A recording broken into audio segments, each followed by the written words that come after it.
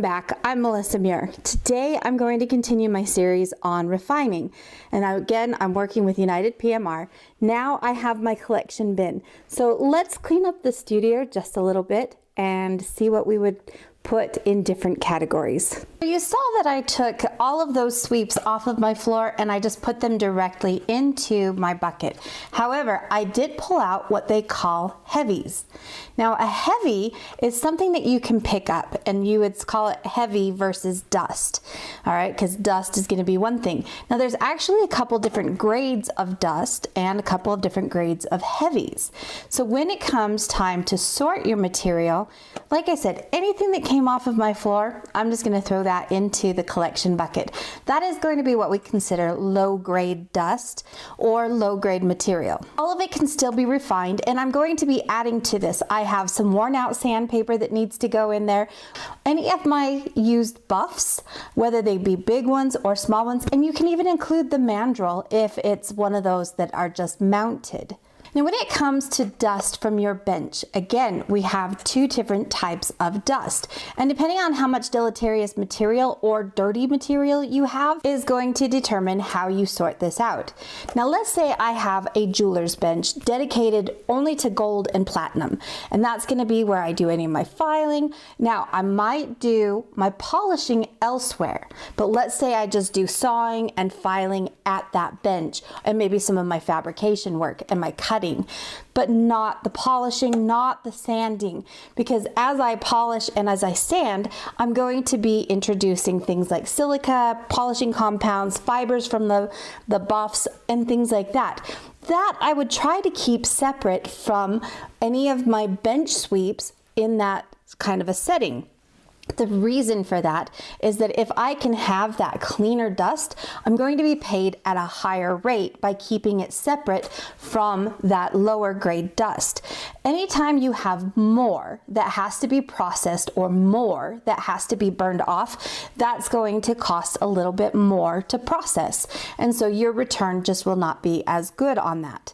So I want to try to keep my high grade sweeps away from my low grade sweeps. The stuff that came off my floor, that's low grade. The stuff that came out of my polishing cabinet, that's low grade. They're all sweeps, but the stuff that comes off of my jeweler's benches, if I'm not actually polishing and sanding there, that could actually be considered high grade.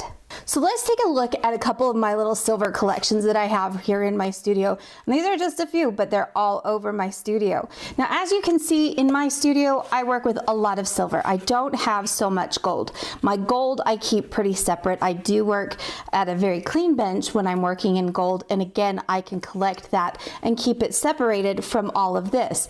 Now, it would be okay if my gold is mixed in here, but I'd rather get that higher return on my gold, so I'm going to keep it separate from my silver as much as possible. So here you can see I've got a number of different things. I have some casting fails, and now that this stuff has already been cast, I don't think I want to try to use this again without some additional processing. So there are some replenishers that you can get, and we'll talk about that in a different video. But as is, I think I will just take this and send this lot right here into the refiner. Now I have another one here, and I have some really good usable stuff. So I have some bezel strip and things like that in here. So this I would separate, this would stay in my studio. And then what I would be left with are maybe some cutoffs that have solder, or I do have some dust in here that came out of one of my benches. And again, this is a pretty high grade dust, so it's mostly silver. There probably will be some wood fibers in there just from my bench pin. There might be a little bit of brass or copper if I happen to use a file on those same materials and then use that same file on the silver. So this one is, but this would still be considered high grade. Now I know you guys have heard me talk before about solder, okay, and material that has solder on this. Now if I'm going to cast in my own studio using my scraps, I want to make sure that all of the scraps I use do not have solder on them. They would not be considered high grade for me to cast with. However, solder still has a very high, in my case, a silver content, but if I was using gold solder, it's still going to have a high content of gold. And even solder, this would still be considered high grade material. So again, low grade if I'm casting with my scraps myself here in the studio, and that would be if I was going to pour an ingot and roll that out myself.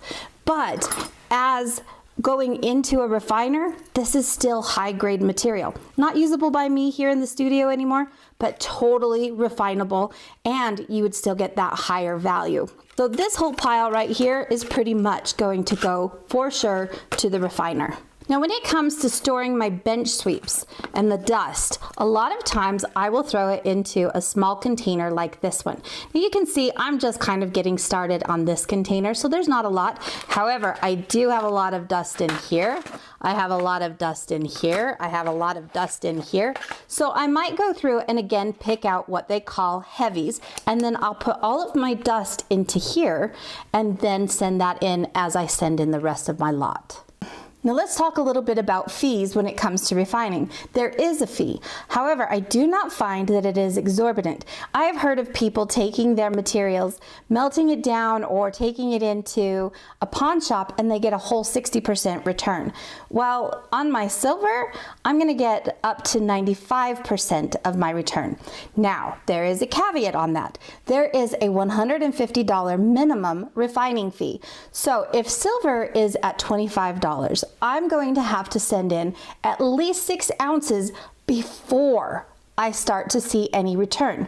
Now, in my case, I have pounds of silver. That $150 is not going to be hardly anything. And once you get beyond that $150, especially if you have the weight for it, then you're going to get a 95% return. So your fee might be a little bit more than 150, but my percentage is really, really high.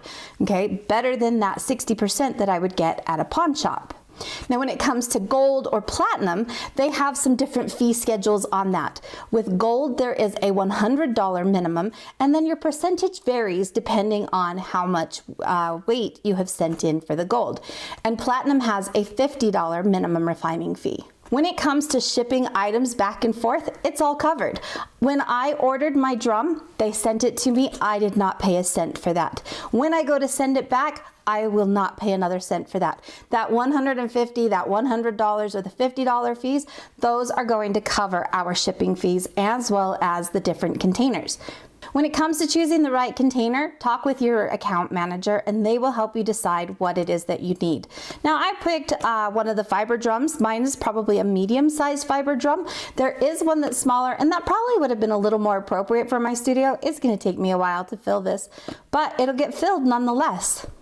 What do you throw into this container? Well, I've talked a little bit about that. I've talked about your scraps. I've talked about the sweeps off of your floor. We've talked about maybe sandpaper, some buffs that have been used till they're just done. But you can also throw in a lot of other things. I would throw in paper towels that I have wiped my countertops with, or even my hands. Done with an apron, I'm gonna go ahead and throw it in there as well because I know that it is full of metal. What if you're a studio that works with silver, gold, copper, brass, platinum, palladium, all of it? Well, then you're going to want to maybe consider sorting things out a little bit further. Copper is not going to be worth anything. Brass is not going to be worth anything, at least not at United PMR.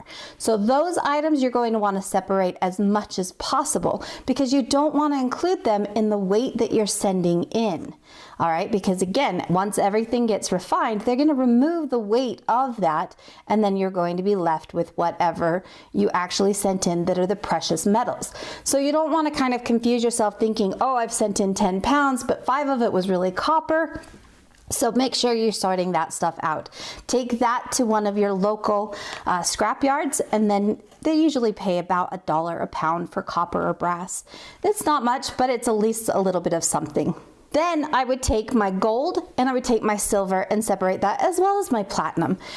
So I would separate out each thing. Now, when it comes to sending this in, then your account manager will help you determine what's the most appropriate and which is going to give you the best return if you send it all in together as one lot or if you break out your lots. Now, when I say a lot, you are going to be charged that refining fee per lot.